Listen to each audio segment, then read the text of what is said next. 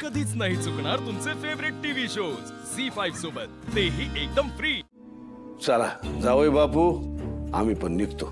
छान झाला कार्यक्रम. डॅडी, तेवढं लग्नाचं ध्यानात ठेवा. परवाच आहे पुसेगावच्या सामुदायिक विवाह सोहळ्यात. हो, आमच्याच घरचं लग्न आहे, आम्ही तर हसायलाच पाहिजे. बाकी सुनबाई करमतय का माहेरी? बघा, जमलं तर तुमच्या पतिदेवांना माफ करा आणि या लवकर आपल्या घरी. डॅडी, मी बोलतो तेजूशी.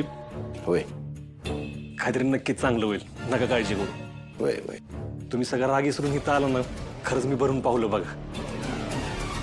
हो, आमचं तर प्रेम आहेच तुमच्यावर. कधी काही लागलं तर सांगा. येतो येतो.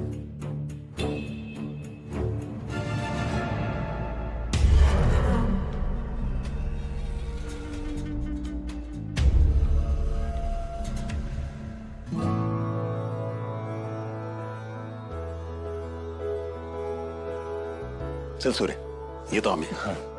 कार्यक्रम अगदी व्यवस्थित झाला. चल जाणू.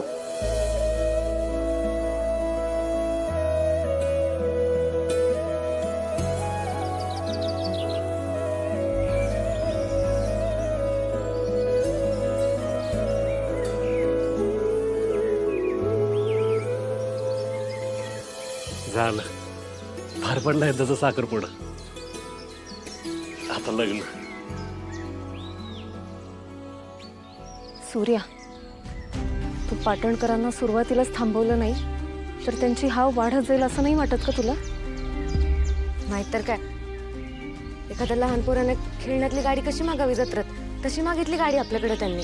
अरे पण द्यायलाच पाहिजे असं कुठं म्हणलेत ते. आणि असं बी आपण धनुच्या लग्नात खर्च करत नाही ना. आपल्याला वाटलं आपल्याकडे पैसे उरले तर आपण बघू, विचार करू. तुम्ही आत्तापासून कशाला टेन्शन घेताय? पण मग अंगठीचं काय? आपल्या घरातून गेली म्हणजे आपल्या मुळेच गेली असं गृहीत धरून मोकळे झालेत ते. वर अंगठीचं तेवढं काय ते बघा असं पण म्हणालेत. आता ती जर सापडली नाही तर ती पण आपल्यालाच द्यावी लागणार आहे का? मला सांग, आपल्याला धनुचं लग्न महत्वाचं आहे का आणखी? अरे बघू काहीतरी आपण. आणि नाही सापडली तर नवीन घेऊन देऊ, एवढं काय. अरे पण दादा, आपल्या घरात अंगठी जाईलच कशी? हे बघा, कशी का कुणामुळे गेली ह्या प्रश्नाची उत्तर कधी कधी माणसाकडे नसतात. तुम्ही फक्त एवढं लक्षात ठेवा, हे बाहेर कोणाला कळू देऊ नका. आणि धनुला तर अजिबात नाही. अरे तिने मगाशीच ओळखली की ती माझी अंगठी येते. आता तिला काय सांगणार होता आपण? तिला काय सांगायचं मी सांगतो, तुम्ही फक्त बाहेर कोणाला बोलू नका. नाहीतर उगाच सगळी काळजी करत बसता. आता फक्त धनुचं सुख एवढंच डोळ्यापुढे ठेव, कळलं?